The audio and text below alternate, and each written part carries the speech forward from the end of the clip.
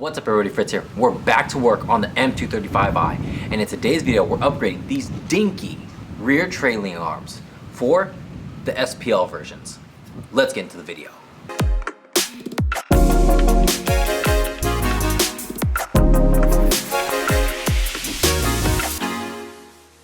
Ever since I upgraded the control arms in the front to the SPL versions, I always thought about doing the ones in the rear as well. However, doing the ones in the rear to all SPL arms is not the most cost-effective mod that there is, because there's actually 5 control arms compared to 2 in the front. So I opted for other modifications such as the sway bars and end links on the M235i. And if that's something that you're looking to do, I would definitely recommend it, because the body roll reduction from that modification is incredible. But when a deal strikes, you gotta pick it up. And that's exactly how I ended up with the rear trailing arms for the M235i. And if I were to pick out which control arm to upgrade in the rear first, it would be these ones, because these arms impact all the other arms more significantly than any of the other ones do any other arms. But let's take a look first. Now the first 2 control arms you can see very clearly from the rear of the car and underneath. These 2 right here are the first 2 that you'll see. The one that we're going to be working on today, the rear trailing arm, is actually this one. So you got to scoot back a little bit more to see it. Now this arm here is the one that we're going to replace. This is the rear trailing arm. And as you can see, one of the connection points that it has is to the actual wheel assembly. So this actually prevents any deflection that happens while on the road. So those potholes, those bumps on the roadway, this is what makes sure that the other portions of the suspension stay in place. You can think of as the lock that holds all of the other control arms in their respective place. So there's no way that the other control arms can move out of their standard deviation if this arm is sturdily in place.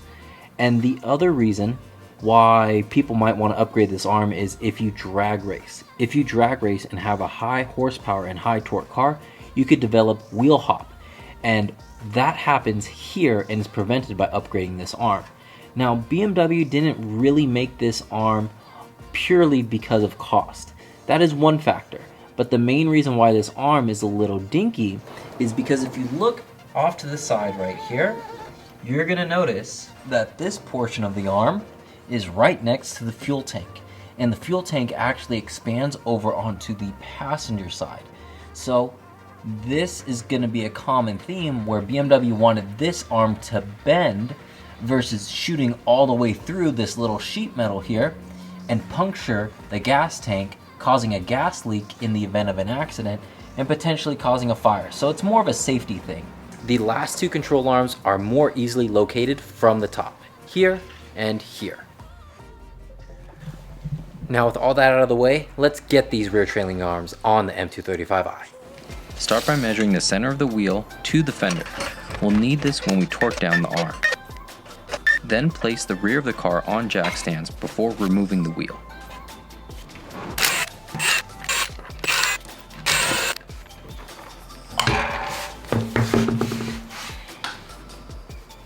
Now start loosening the 2 18mm bolts on the rear trailing arm, but don't remove them just yet.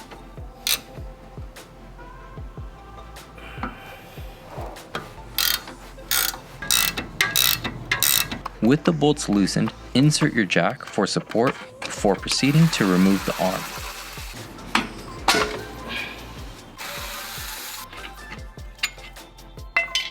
Placing the 2 arms side by side, we can definitely notice a higher quality part from SPL parts. The key component being the monoball bushing on the chassis side versus rubber. This will increase the car's responsiveness and will last much longer than OEM. On the opposite side, we have a thicker fork section that connects to the wheel carrier. Also, say goodbye to jam nuts. The locking collar here will allow us to properly adjust the arm's length and lock it into place without changing the length when tightening down.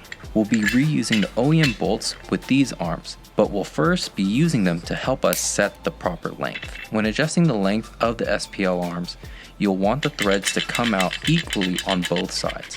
When the fittings fit like this, tighten up the collar, but not too tight, as we need to make our final adjustments on the car. By aligning the fittings on the new arms with the old ones, we will have a good starting point. As you're placing the arms on, keep in mind the bolts go in from the rear of the car to the front.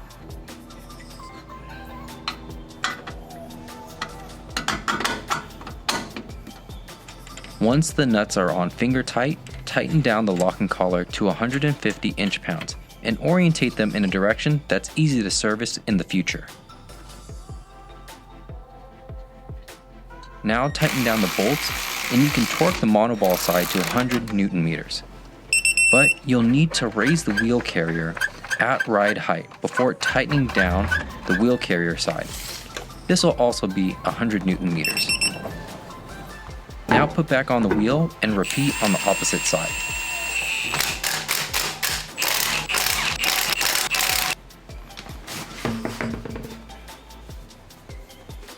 As you're doing the other side, keep in mind that if you're only doing this arm, you shouldn't need to do an alignment, as the other arms are keeping the wheel hub in place, and we're maintaining the OEM arm's length that was previously on the car.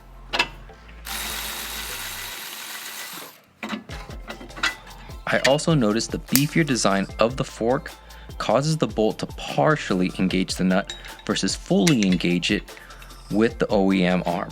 So I reached out to SPL Parts and am currently waiting for a response. So keep an eye out on the description section. As soon as I get an update from SPL Parts, I'll let you know. But I have not encountered anything concerning as of yet. Overall, I would say this install is a 4 out of 10 and should take 30 minutes to an hour, as we're only using a basic and minimal set of tools.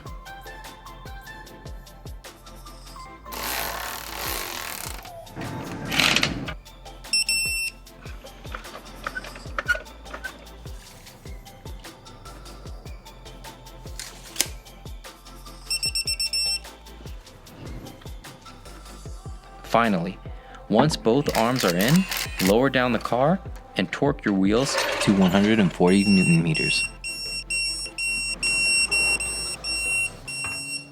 And just like that, you're all done installing the rear trailing arm on your BMW. Just remember that installing or upgrading any singular control arm in the rear of these BMWs may not give you as much of a noticeable difference as the fronts would. But if you're gonna do one first, make sure it's the rear trailing arm because it locks in all of the other arms into place. And although you may not notice it as you're driving, perhaps your wallet will. If you're somebody who gets alignments on a regular basis, maybe you don't have the best road conditions, you track your car, or you're just somebody who is extra cautious, having the upgraded rear trailing arms is gonna be able to lock those suspension components into place for a longer period of time. So more money saved means more money for newer modifications. But if you have any questions in regards to the installation of the rear trailing arms, leave it down for me in the comment section below. And if you need any of the tools that we use today, it's gonna be all down in the description links. And make sure to leave a like and subscribe so you don't miss out on any future videos. And I'll see all of you in the next one.